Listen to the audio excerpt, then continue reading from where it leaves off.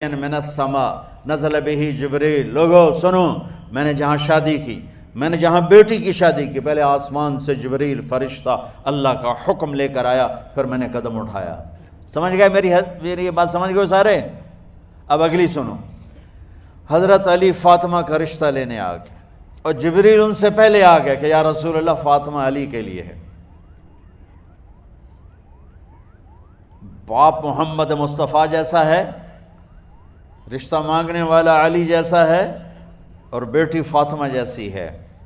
اور آپ پوچھتے ہیں علی کیسے آئے؟ وہ شرم کی وجہ سے کچھ کہہ نہ سکے، چپ. آپ کو تو پتہ تھا، آپ نے فرمایا فاطمہ کے رشتے کے لیے آئے ہو؟ کہا جی.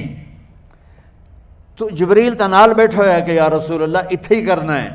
آپ نے ہاں نہیں کی، آپ نے کہا انشاءاللہ، اور یہ کہہ کر اٹھ گئے. انشاءاللہ نبی کا ہاں ہی ہوتا ہے، لیکن جبریل کے آنے کے باوجود اور اللہ کے کہنے کے باوجود میرے نبی کو بھی پتہ ہے کہ یہ رشتہ یہاں کاتب تقدیر نے لکھ دیا ہے، لیکن امت کو سبق سکھانے کے لیے آپ گھر تشریف لے گئے. بیٹی فاطمہ کہ جی یا رسول اللہ. کہا علی کا رشتہ آیا ہے، میں ہاں کر دوں؟ سبحان اللہ.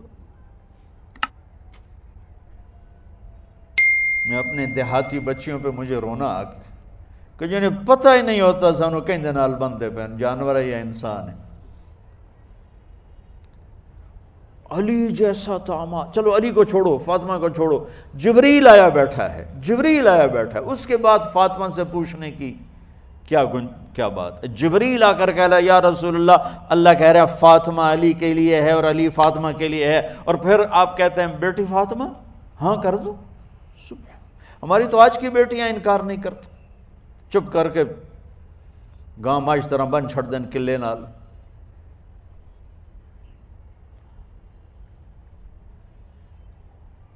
کوئی ان کے اندر کے جذبات کو سننے والا کوئی نہیں ہوتا، اپنی انانیت پر یہ فیصلے کرتے ہیں. اور میرا نبی کہہ رہا ہے بیٹی ہاں کر دو. سبحان اللہ. آپ کا کیا خیال ہے فاطمہ نے انکار کرنا تھا؟ یہ تو یہ بیٹیاں نہیں انکار کرتی تو فاطمہ نے کہاں کرنا تھا؟ لیکن یہ سبق دینا تھا ان والدین کو جو نادانی میں نادانی کے فیصلے کر کے اولاد کو ہمیشہ ایک ٹھنڈی آگ میں دھکا دے دیتے ہیں. حضرت فاطمہ رضی اللہ تعالیٰ عنہا نے جب ہاں کی پھر آپ باہر نکلے. اچھا مزے کا واقعہ ہو، حضرت علی اٹھ کے باہر نکلے تو صحابہ باہر کھڑے انتظار کر رہے تھے کہ کیا ہوا. حضرت علی کو بھیجنے والے تھے عبد الرحمن بن عوف. پہلے ابو بکر گئے تو آپ نے انکار کر دیا، عمر گئے رشتہ مانگا، آپ نے انکار کر دیا. عبد الرحمن بن عوف نے علی سے کہا آپ جائیں، آپ کا رشتہ رد نہیں ہوگا. کہنے لگے میرا تو ذاتی گھر بھی کوئی نہیں، مجھے کہاں سے رشتہ ملے گا، میں تو بالکل غریب ہوں. کہا نہیں تم جاؤ. تو واپس آتے انہوں نے عبد الرحمن بن عوف پہ چڑھائی کر دی. وہ کیا ہے نا تو میں نے گلے آئی، انکار ہو گیا. تو صحابہ نے پوچھا کیا ہوا؟ کہا کچھ کہا ہی نہیں، چپ کر کے اٹھ گئے. تو عبد الرحمن بن عوف کہنے لگے کچھ بولے صحیح. کہ بس اتنا کہا انشاءاللہ. کہا تو مبارک ہو، نبی کا انشاءاللہ ہاں ہوتا ہے. کہا اچھا تو اتنے میں آپ باہر تشریف لے. کہا علی، کہا جی. کہا لو بلاؤ، لوگوں کو بلاؤ.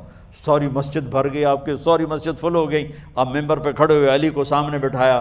کہا لوگو یہ جبریل میرے پاس اللہ کا پیغام لائے ہیں کہ میں فاطمہ بنت محمد کا نکاح علی بن ابی طالب کے ساتھ کر دوں. پھر آپ نے خطبہ پڑھا اور کہا کہ علی ہائے ہائے ہائے، میں نے فاطمہ بنت محمد کو 400 درہم مہر کے عوض تیرے نکاح میں دیا، تو نے قبول کیا؟ حضرت علی نے زور سے نعرہ لگایا میں نے قبول کیا، اور سجدے میں چلے گئے، اللہ کا شکر کا سجدہ ادا کیا. پھر میرے نبی نے وہیں سارے مجمع کو شہد کا شربت پلایا اور تازہ کھجوریں کھلائیں. اور پھر جب رخصتی ہوئی تو آپ نے حضرت علی سے فرمایا کہ آپ آ کے لے جاؤ.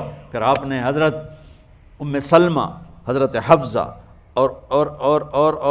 اور جناب حضرت عائشہ رضی اللہ تعالیٰ عنہ، ان تینوں کو بلا کر فرمایا تمہیں پتہ ہے نا مجھے فاطمہ سے کتنا پیار ہے، تو تم فاطمہ کو دلہن بناؤ، اس کی تیاری کرواؤ، اسے دلہن بناؤ.